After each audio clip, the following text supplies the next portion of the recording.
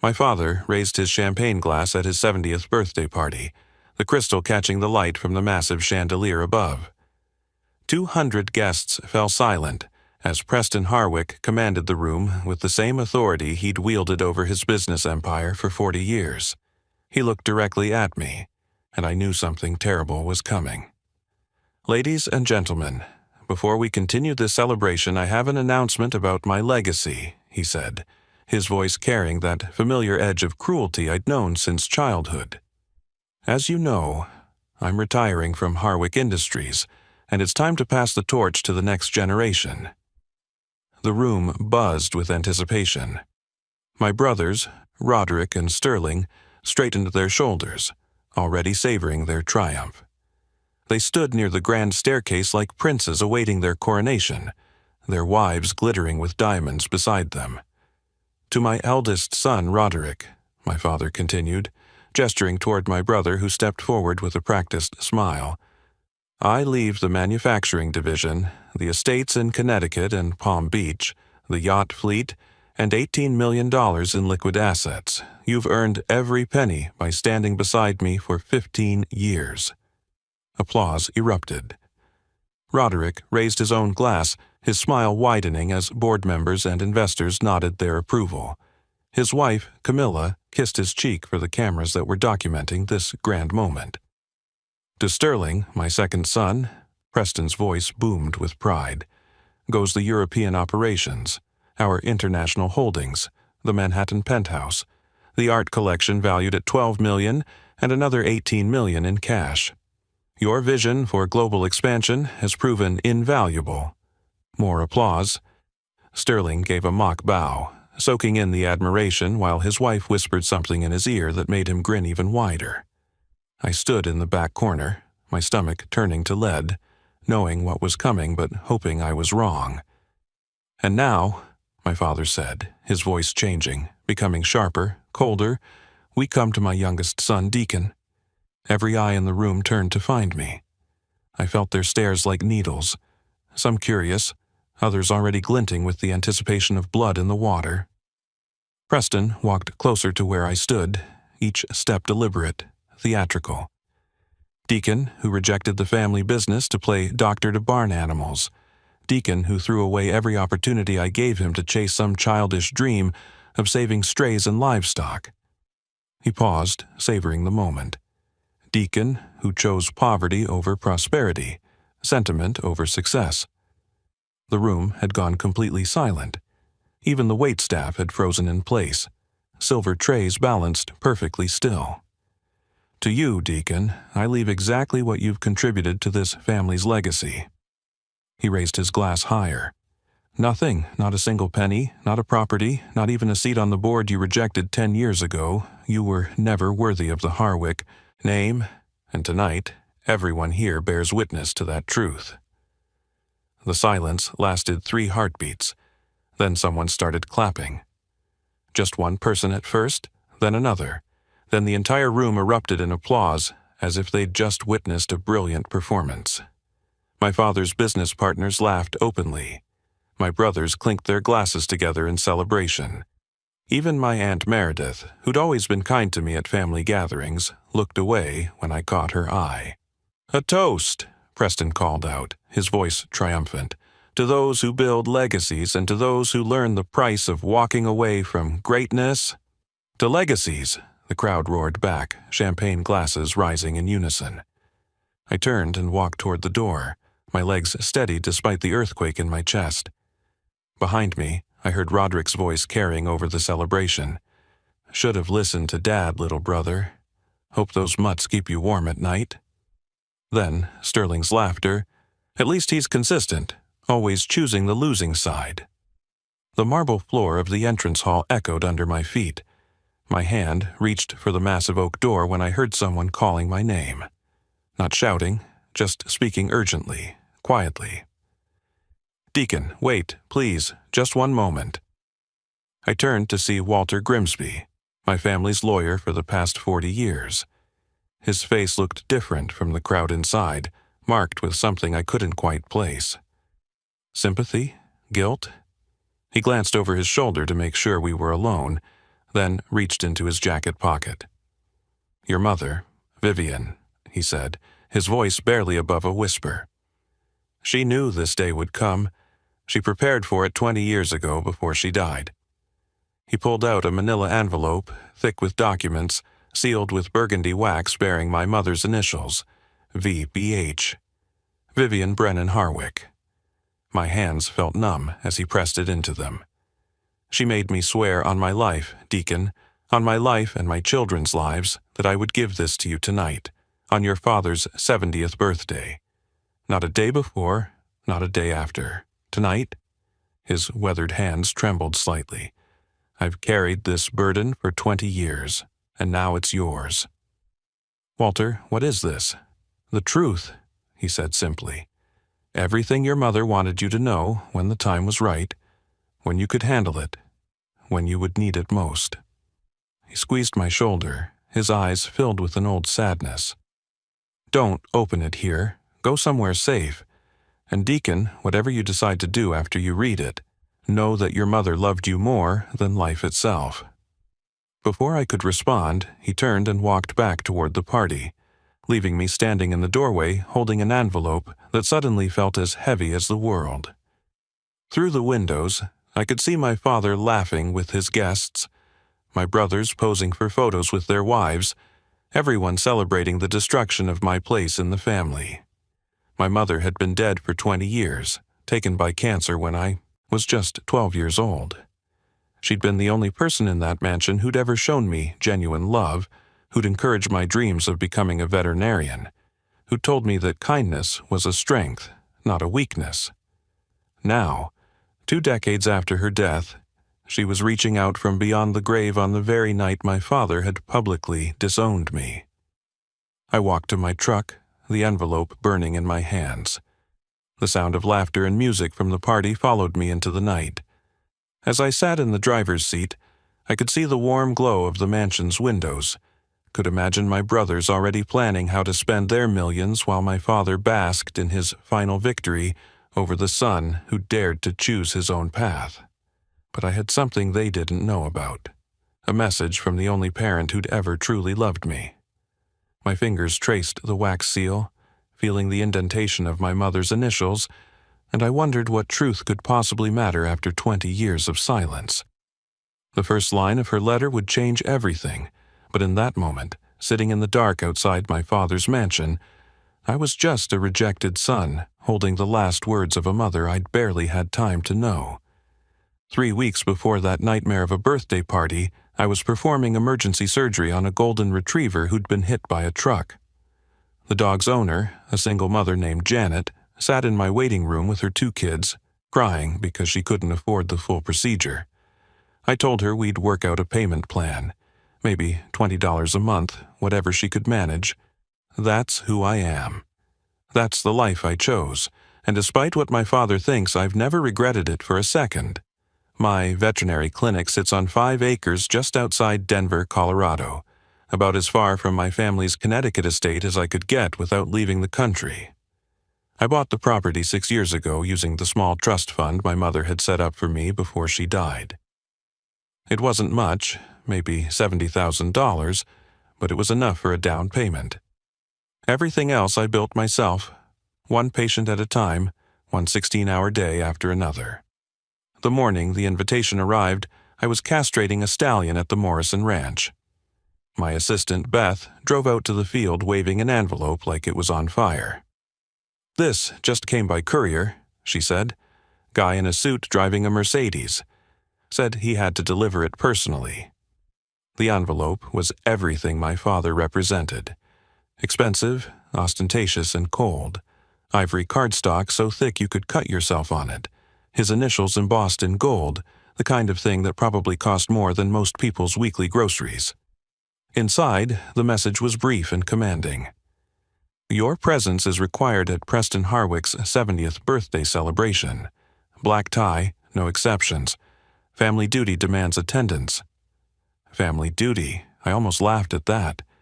Where was family duty when I graduated from veterinary school and my father refused to attend because I was wasting my potential? Where was it when I opened my clinic and he told everyone at the country club that I was mentally unstable? Where was it when my mother died and he shipped me off to boarding school 3 days after her funeral? "You going?" Beth asked, reading my face like she always did. "Haven't spoken to him in 3 years," I said, turning back to the stallion.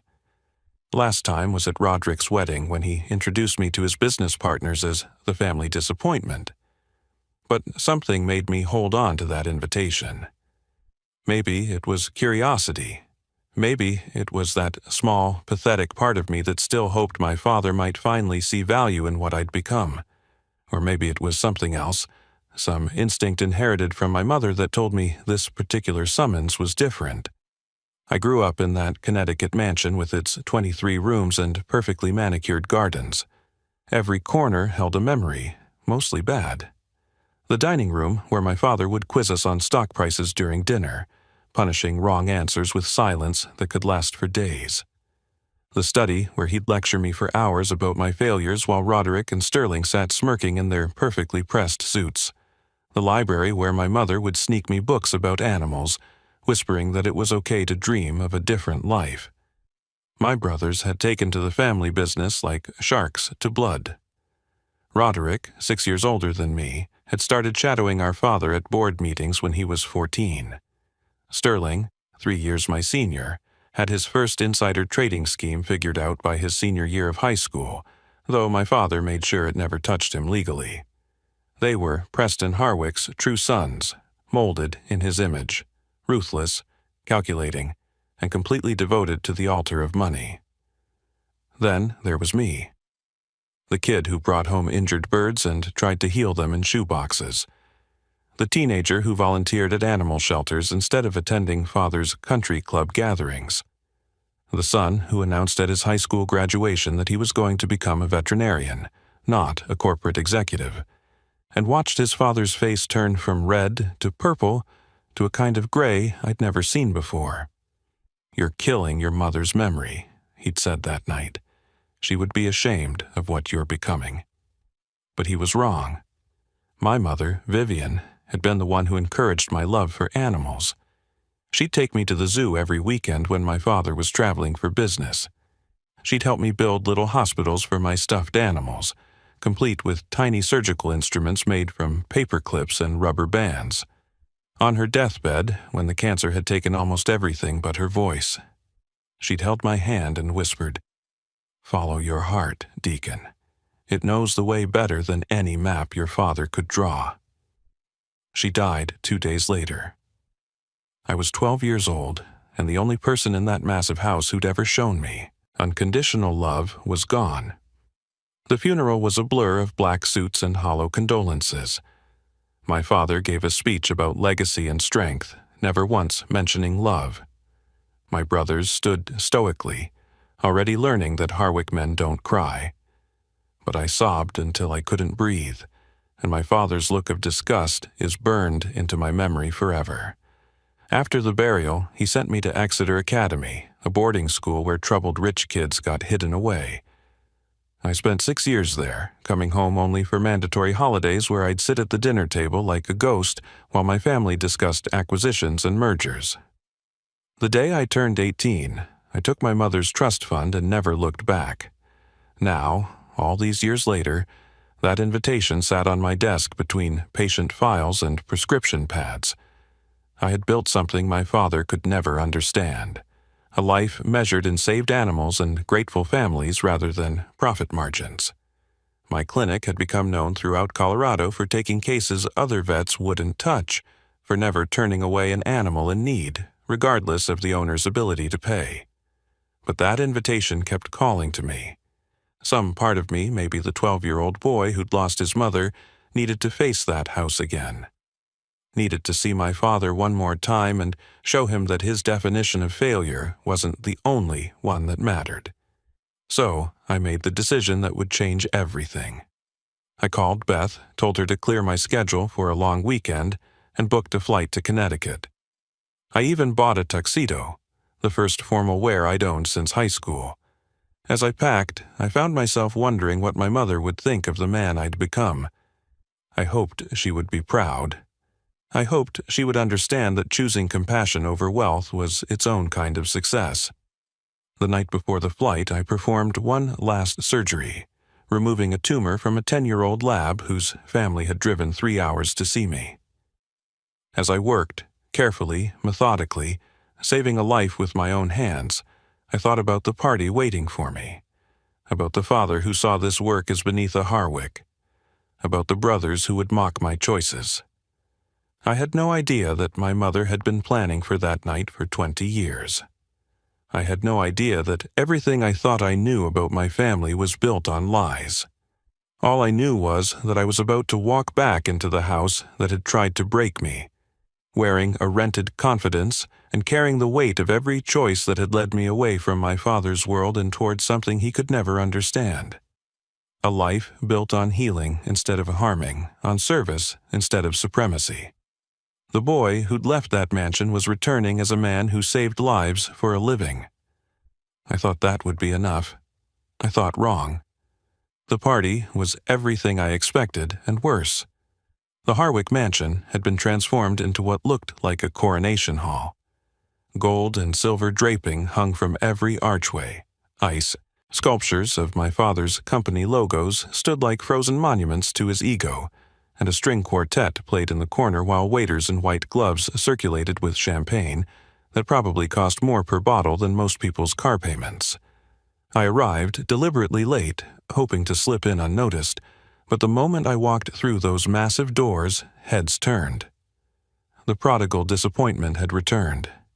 Conversations paused mid-sentence, as familiar faces registered my presence with expressions ranging from surprise to amusement to outright disdain.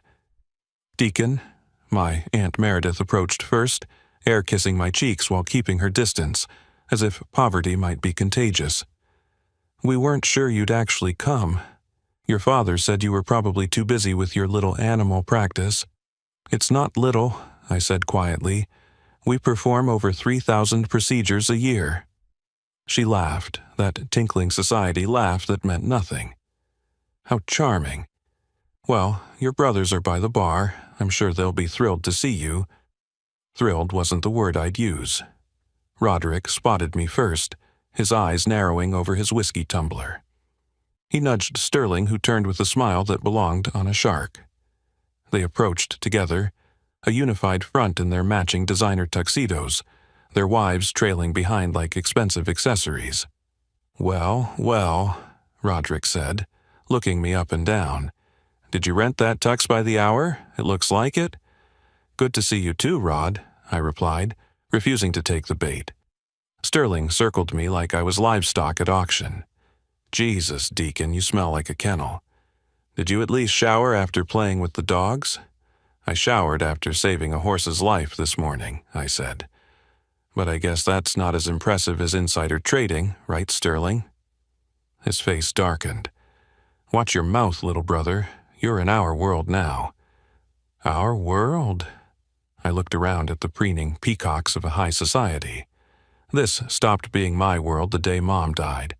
"Don't you dare mention her," Roderick snapped, stepping closer. "You have no right. You abandoned this family. You spit on everything she and Dad built together." "She didn't build this," I said firmly.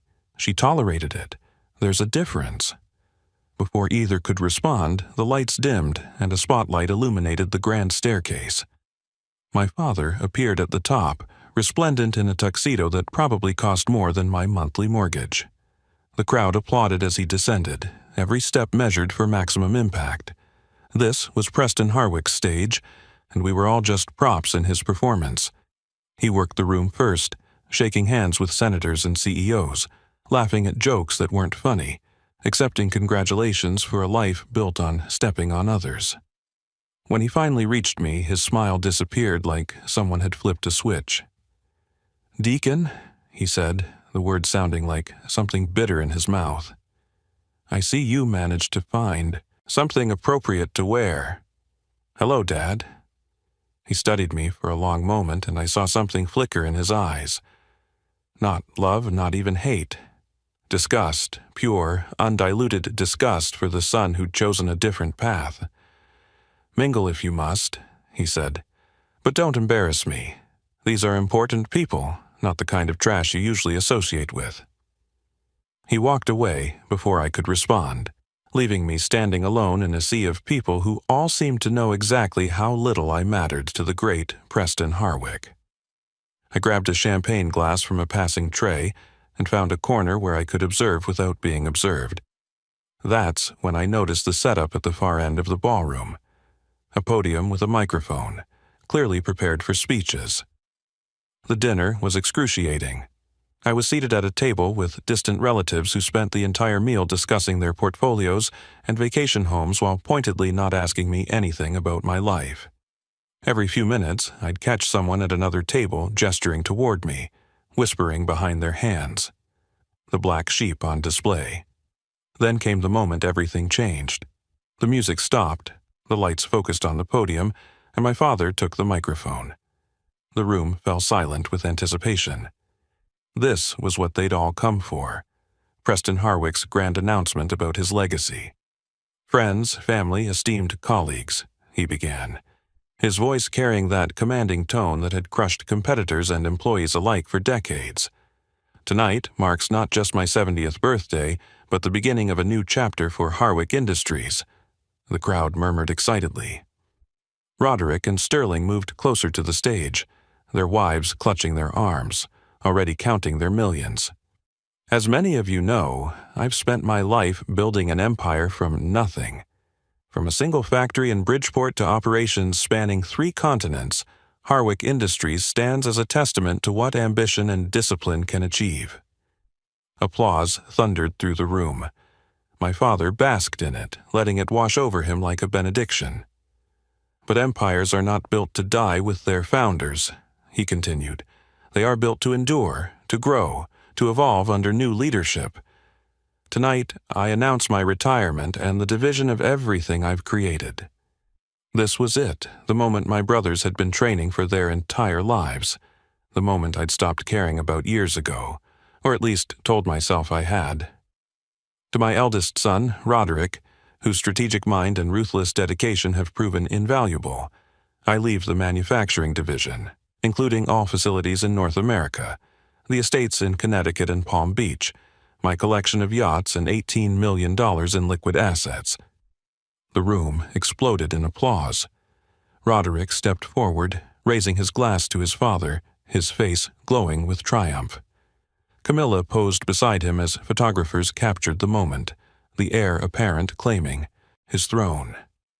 To Sterling, my second son, whose vision for international expansion has exceeded all expectations, I leave our European operations, the Asian partnerships, the Manhattan penthouse, the art collection appraised at $12 million, and another $18 million in liquid assets. More applause, even louder than before. Sterling took his bow, that shark smile wider than ever. His wife, Natasha, actually curtsied, as if she'd just been crowned princess of something that mattered. Then my father's eyes found me in my corner. The room seemed to hold its breath. And now I must address my youngest son, Deacon. Every head turned toward me. The weight of 200 stares pressed down like a physical force. I set down my champagne glass and stood straighter, preparing for impact. Deacon, who was given every opportunity, every advantage, every chance to be part of something magnificent. Deacon, who chose instead to waste his education, his potential, his very birthright on a profession barely worthy of being called a profession. The words hit like punches, each one precisely aimed, but I'd been hit before. I could take it. While his brothers built their futures alongside me, Deacon ran away to play doctor to animals. While they learned to command boardrooms, he learned to shovel manure. While they became men of consequence, he became nothing. Someone gasped. Several people laughed. My brothers stood side by side, united in their victory, watching my humiliation with undisguised pleasure. "Therefore," my father said, his voice rising to fill every corner of the room, "to Deacon, I leave exactly what he has contributed to this family's legacy. Nothing, not a single penny, not a property, not even a token to remember me by. He chose to be nothing to this family, so nothing is what he receives. The silence that followed was absolute. Then, starting from the table where my father's business partners sat, applause began. Slow at first, then building to a crescendo that shook the chandeliers. People were actually giving him a standing ovation for disowning me. "You were never worthy," my father said into the microphone, looking directly at me. "Never worthy of the Harwick name, never worthy of your mother's memory, never worthy of being my son." The crowd roared its approval. Champagne glasses raised in toast to my father's brutal honesty, to his strength in cutting out the weakness in his family tree. I saw people I'd known since childhood laughing openly at my disgrace. Even the waitstaff seemed to be enjoying the spectacle. That's when I knew I had to leave.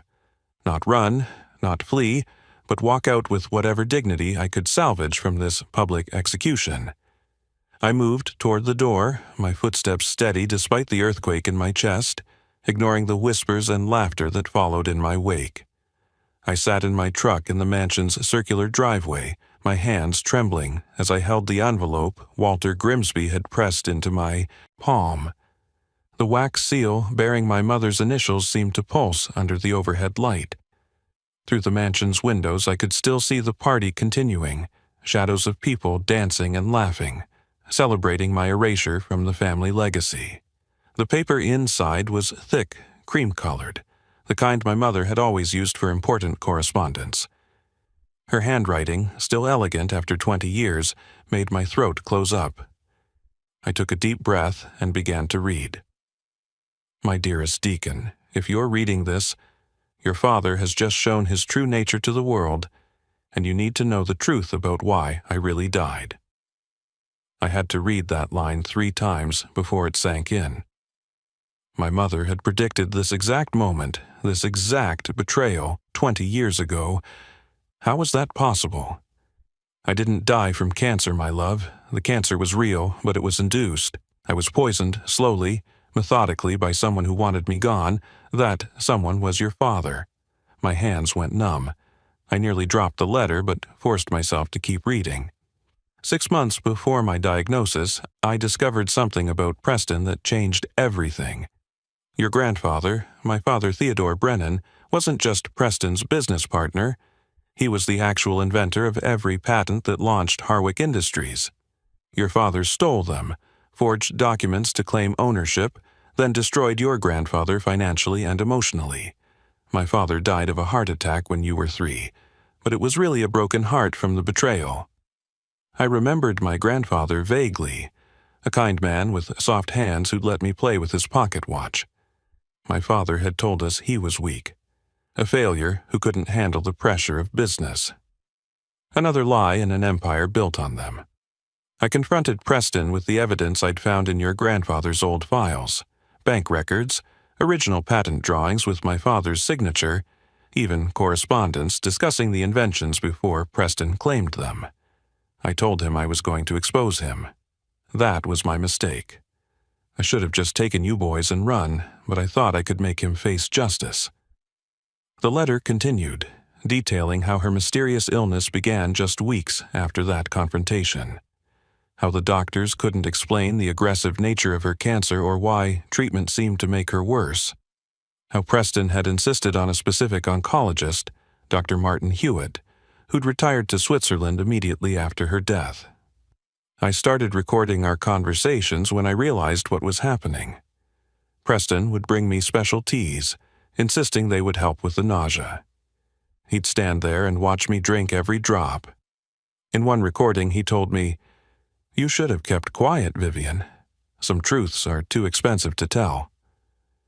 My mother had spent her final months not just dying, but building a case. She'd hidden evidence in a safety deposit box at Union Federal Bank, box number 1247. She'd transferred the original, patent rights, which she'd inherited from her father without Preston knowing, into a secret trust. The patents themselves expired years ago, but the derivative technologies are still in use.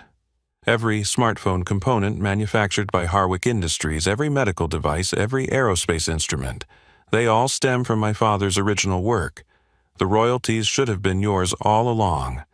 I've made sure they were collected in a trust under your name through my maiden name, Brennan." She went on to explain how she'd structured everything through Walter Grimsby, making him promise to wait until Preston's 70th birthday, knowing that would be when he'd formally disown me and I'd need this information most. There's approximately $100 million in the account now, possibly more. But the money isn't the real gift, my darling boy. The truth is, inside the safety deposit box, you'll find everything. The original patents, the forged documents Preston created, recordings of our conversations, and video testimony I made from my hospital bed that Walter witnessed and notarized. I looked back at the mansion, at the warm light spilling from its windows. Inside that house, my father was celebrating his victory over me while standing on the bones of the man he'd destroyed and the wife he'd murdered. You have a choice now, Deacon. You can take the money and disappear, live your life free from the Harwick shadow, or you can use what I've left you to destroy him the way he destroyed so many others. I won't tell you what to choose. I trust your heart, just as I always have." The letter's final section was more personal, more painful to read. I need you to know that every time you showed kindness to an animal, every time you chose compassion over profit, you honored my father's memory and my love for you. Your brothers became Preston's sons, but you remained mine. That's why I chose you for this. Not because you're the youngest or the weakest, as Preston believes, but because you're the only one with enough integrity to handle the truth without becoming corrupted by it. She'd included specific instructions. Contact Walter immediately. Go to the bank first thing Monday morning.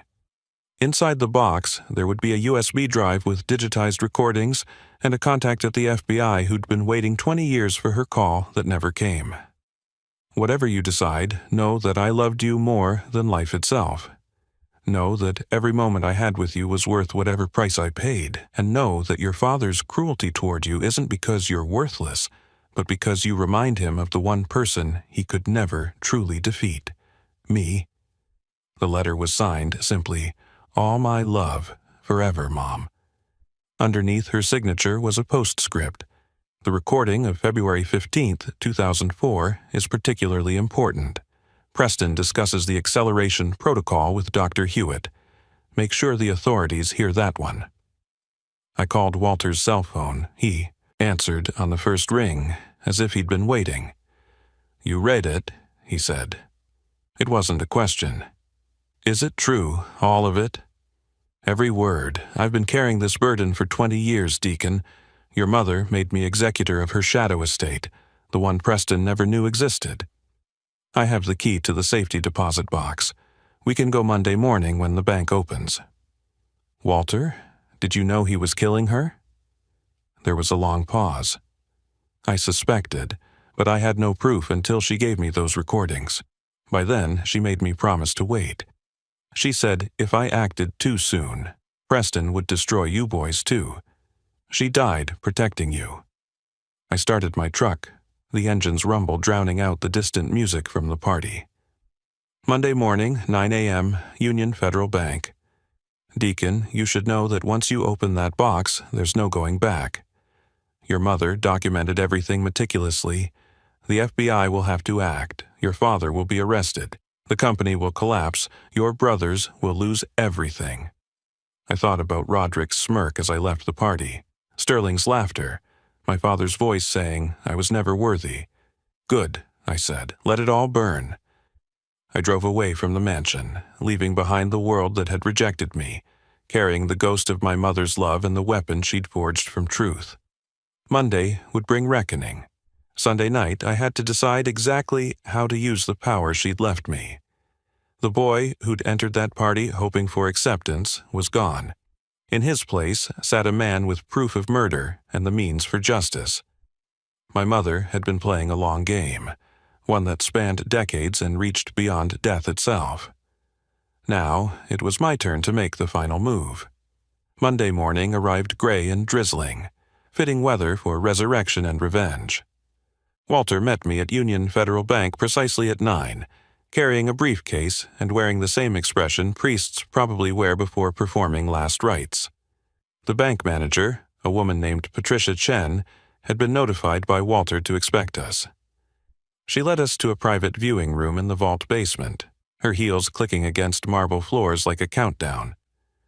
Box 1247 was larger than I'd expected, one of the old-fashioned ones that required 2 keys. Walter produced his, I signed the authentication papers, and Patricia left us alone with 20 years of secrets. Inside, my mother had organized everything with the same meticulous care she'd once used to arrange family photographs. Labeled folders, chronological recordings on a USB drive, original documents in protective sleeves.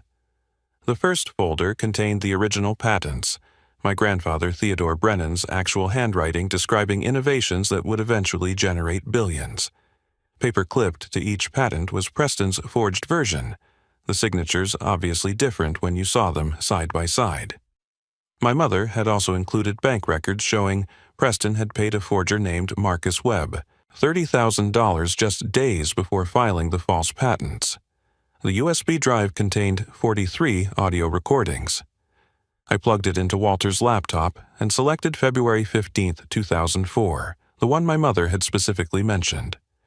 My father's voice filled the room, casual and cold. "The current dosage isn't working fast enough, Martin. Every day she lives is another day she might talk. I need you to increase the thallium, not enough to trigger an autopsy, but enough to accelerate things." Dr. Hewitt's nervous voice responded, "Preston, this is already beyond what we discussed. The ethics board would have my license." "The ethics board will never know. She has cancer, Martin. People with cancer die. Just make it happen faster. Another 2 weeks maximum. I have that merger with Keltec coming up, and I can't have her disrupting it with her accusations." My stomach turned. Walter had to pause the recording while I stepped outside to compose myself. When I returned, we continued through the evidence. Video testimony of my mother, gaunt and dying but fierce with determination, detailing everything she'd discovered. Financial records showing the offshore account she'd established in my name under Brennan, containing royalties from companies still using the stolen patent derivatives. The current balance was $137 million. "Your mother was brilliant," Walter said softly. "She used her maiden name and her father's old lawyers in Canada. Preston never knew the patents had derivative claims that survived expiration. Every major manufacturer who licensed improvements on the original designs has been paying royalties to the Brennan Trust for 20 years. We spent 3 hours documenting everything, making copies, organizing the evidence into a prosecutable case. Walter had maintained contact with FBI agent Diana Morse, who tried to investigate Preston years ago, but could never find sufficient evidence. One phone call from Walter, and she agreed to meet us immediately. The meeting with Agent Morse took place in a federal building downtown. She reviewed the evidence with the intensity of someone who'd been waiting for this moment her entire career. "This is it," she said after 2 hours. "This is enough for murder charges, fraud, patent theft, conspiracy. Preston Harwick is finished." She wanted to move immediately, but I had a different idea. His retirement party. He's signing over the companies to my brothers this Friday at the Harwick Industries headquarters. Every investor, board member, and media outlet will be there. Agent Morse smiled slowly. "You want it public. I want everyone who applauded his cruelty to watch him fall." Friday arrived like thunder. The Harwick Industries headquarters had been transformed into a celebration venue, with Preston planning to sign the transfer documents on stage before 500 witnesses. I arrived with Walter, Agent Morse, and 6 other federal agents. Security tried to stop us, but FBI badges have a way of opening doors. The main hall was packed. Preston stood on stage with Roderick and Sterling, all 3 in their perfect suits, preparing to sign the documents that would transfer the empire. The crowd was filled with the same faces from the birthday party, plus reporters from major financial publications. I walked down the center aisle. Preston saw me first. his face shifting from annoyance to confusion as he noticed the federal agents behind me. The crowd began murmuring, cameras turning our way. "Deacon?" Roderick spoke into the microphone. "What the hell are you doing here?" I climbed the stairs to the stage, Walter and Agent Morse flanking me. The entire room had gone silent, hundreds of people holding their breath. "Before you sign those papers, Dad," I said, my voice carrying without the microphone, "your investors should know that Harwick Industries is built entirely on stolen technology." Preston laughed, that dismissive bark I'd heard my whole life. "You pathetic creature. You're so desperate for attention you'd interrupt my retirement with fantasies." "Not fantasies, facts." I turned to address the audience directly. "Every patent that launched this company was stolen from Theodore Brennan, my grandfather. I have the original documents, the forgeries, and the bank records showing Preston Harwick paid for false patents." The crowd erupted in shocked whispers. Reporters surged forward, cameras flashing. Preston's face had gone from red to white. "You're delusional," he snarled. "Your grandfather was a failure who couldn't handle business. My grandfather was a genius whose work you stole. But that's not even the worst part." I pulled out my phone and connected it to the venue's sound system. "This is a recording from February 15th, 2004. Preston's voice filled the hall, discussing the acceleration protocol with Dr. Hewitt, telling him to increase the poison. The crowd gasped as they listened to him casually plan his wife's murder. Several people covered their mouths in horror. Cameras captured everything. "That's fabricated," Preston shouted, but his voice cracked. "That's not real." Agent Morse stepped forward, badge raised. "Preston Harwick, you're under arrest for murder, fraud, conspiracy, and patent theft. You have the right to remain silent." The federal agents moved toward him. Preston looked at Roderick and Sterling, who stood frozen, their inherited empire crumbling in real time. Then he looked at me with pure hatred. "You destroyed everything," he hissed as they cuffed him. "No," I replied calmly. "You destroyed everything when you killed her. I'm just returning the favor." As they led him away, the crowd exploded into chaos, reporters screaming questions, investors demanding answers, board members fleeing like rats from a sinking ship. Roderick grabbed my arm. "Do you realize what you've done? You've ruined us, the company, our money, everything. Everything. Built on murder and theft," I said, pulling free.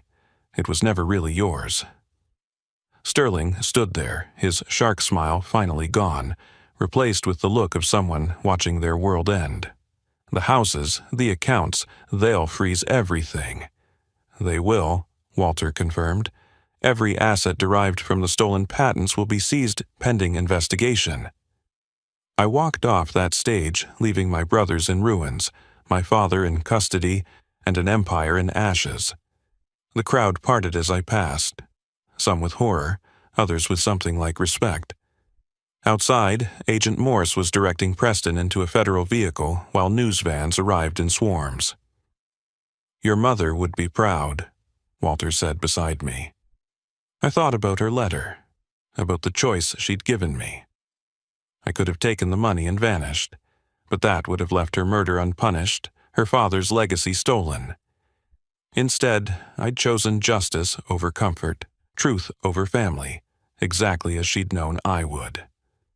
"Mr. Harwick," a reporter shoved a microphone at me, "how does it feel to destroy your own father?" I looked directly into the camera, knowing this would play on every network by evening. "He was never my father. Fathers don't murder mothers. He was just Preston Harwick, and now everyone knows exactly what that means." The federal vehicle pulled away with Preston in the back, his empire collapsing behind him like a house of cards in a hurricane. My brothers would survive, but they'd never again be the princes of anything. The investors would sue, the prosecutors would convict, and the name Harwick would become synonymous with betrayal. I'd entered that building as the disowned son, the family disappointment, the unworthy one. I left as the only Harwick who'd chosen truth over treasure, the only one my mother had trusted with her final gambit. The boy, who'd been publicly humiliated at his father's birthday party, had become the man who brought down an empire with nothing but evidence and courage. Justice, I learned that day, is the best inheritance of all. 6 months after Preston Harwick's arrest, I stood in the main treatment room of the Vivian Brennan Memorial Animal Hospital, the largest veterinary trauma center in the western United States. The morning sun streamed through windows that stretched from floor to ceiling, illuminating surgical suites equipped with technology most human hospitals would envy. This wasn't just a clinic anymore. It was a testament to what could be built with truth instead of lies. The trial had been swift and merciless. Preston Harwick, the man who'd spent 70 years crushing others beneath his ambition, sat in a federal courtroom as recording after recording played his own voice condemning him. The prosecution presented my mother's video testimony, filmed days before her death, describing how her tea tasted stranger each day, how Preston watched her drink it with cold satisfaction. Dr. Martin Hewitt, granted immunity for his testimony, confirmed every detail of the poisoning protocol. The jury deliberated for less than 3 hours, guilty on all counts, life without parole. I attended every day of the trial, sitting in the front row where Preston could see me. He never looked my way, not once. Even when they led him away in shackles, he kept his eyes forward, still too proud to acknowledge the son who'd brought him down. Roderick and Sterling sat on the opposite side of the courtroom, their designer suits replaced with off-the-rack department store specials. They'd lost everything when the assets were frozen, the houses, the yachts, the bank accounts, all seized by federal authorities. 3 weeks after the verdict, Roderick showed up at my clinic in Denver. He looked different without his $3,000 suits and $100 haircuts. Just a man in jeans and a jacket, standing in my parking lot like he didn't know how he'd gotten there. "I need a job," he said without preamble. "Any job. I'll clean kennels, answer phones, whatever you have." I studied my oldest brother, this man who'd spent his entire life believing he was superior to me. "Why here? Why me?" "Because you're the only one who actually built something real," he admitted, the words clearly costing him. "Everything I had was stolen. I see that now. I need to learn how to earn something honestly."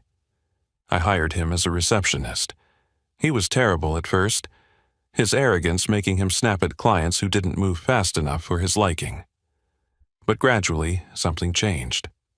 Maybe it was seeing animals in pain and the people who loved them enough to spend their savings on treatment. Maybe it was watching me work 18-hour days not for money, but because a family's golden retriever needed emergency surgery. Whatever it was, Roderick began to soften. 6 months later, he was my office manager, and for the first time in our lives, we were actually brothers.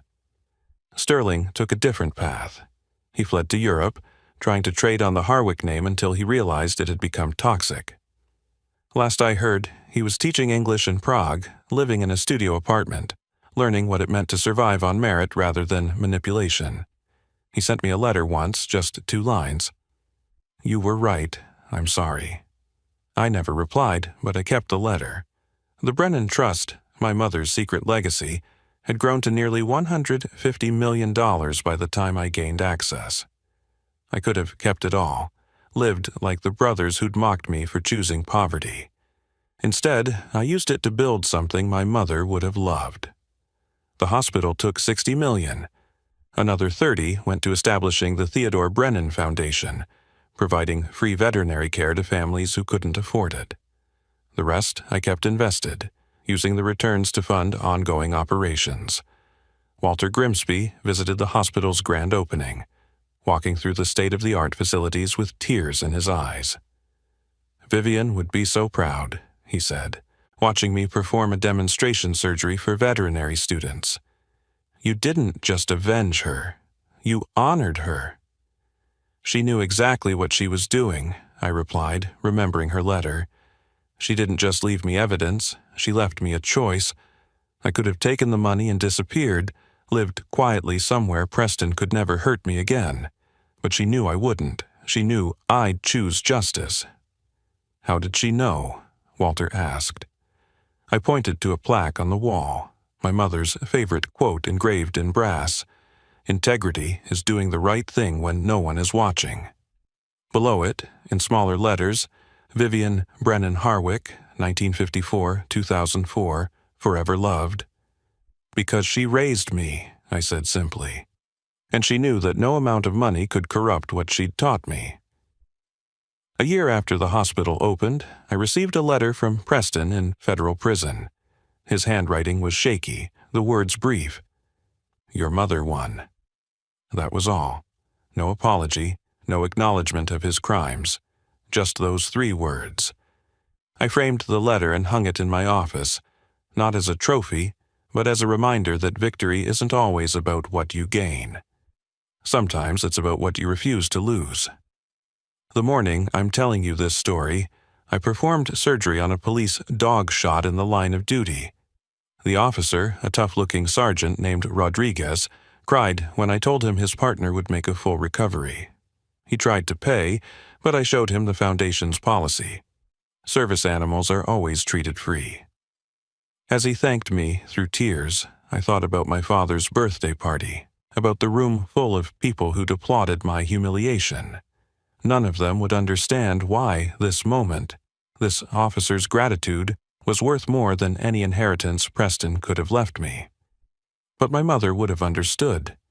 She'd known that wealth isn't measured in dollars, but in the lives you touch, the wrongs you right, the love you leave behind. I run the largest animal trauma center in 5 states now. We treat over 10,000 animals a year, half of them at reduced cost or free. Veterinary students come from across the country to train here, learning not just medicine but compassion. The walls are covered with photos from grateful families, their pets alive because we exist. This is my empire, built on healing instead of harming, funded by justice instead of theft. Preston Harwick sits in a cell, his legacy destroyed, his name a cautionary tale about the price of cruelty. My brothers learned, too late, that inherited wealth is worthless when it's built on blood. But I learned something else, something my mother made sure I'd understand, even if it took 20 years to discover it. The greatest inheritance isn't money or property or power. It's the truth that sets you free and the courage to use it. My mother knew she was dying, knew Preston would escape justice if she acted too soon. So she played the long game, trusted her youngest son to eventually stand where I'm standing now, surrounded by life and purpose instead of greed and emptiness. Every morning when I walk into this hospital, I see her name above the door. Every life we save, every family we help, every student we inspire to choose service over selfishness, it's all part of her plan. She didn't just expose Preston's crimes, she ensured that everything he stole would be transformed into something that would save lives for generations. That's the real revenge, the perfect justice. Preston spent his life taking from others, and now his victim's son spends every day giving back. He built an empire on death, and I built a hospital on the truth about that death. He died inside a federal prison, but my mother lives on in every animal we save, every family we help, every moment of grace we create from his disgrace. If you're watching this video and you've ever been told you're not worthy, that you don't matter, that choosing kindness over cruelty makes you weak, remember this: the very qualities that made my father reject me were the ones that made my mother trust me with her final secret. The compassion he saw as weakness became the strength that brought him down. The integrity he mocked as stupidity became the foundation of something he could never build or buy or steal, something real and lasting and good. Your worth isn't determined by those who reject you, but by what you choose to build despite that rejection. Your inheritance isn't what others leave you, but what you create from the truth of who you are. My name is Deacon Harwick, and I'm the son Preston Harwick said was worth nothing. Today, I'm worth $150 million, but more importantly, I'm worth the thousands of animals I've saved, the students I've taught, the brother I've forgiven, and the mother I've honored. That's my inheritance, my legacy, my truth. And it all started with a sealed envelope and a mother's perfect, patient love. If this story resonated with you, if you've ever faced rejection from those who should have loved you most, I want you to know that your worth isn't diminished by their blindness. Like this video if it touched your heart. Share it with someone who needs to hear that choosing integrity over inheritance is always the right choice.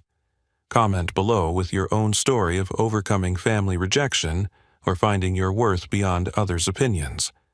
And subscribe to this channel for more stories about justice, redemption, and the unexpected ways truth finds its way to light.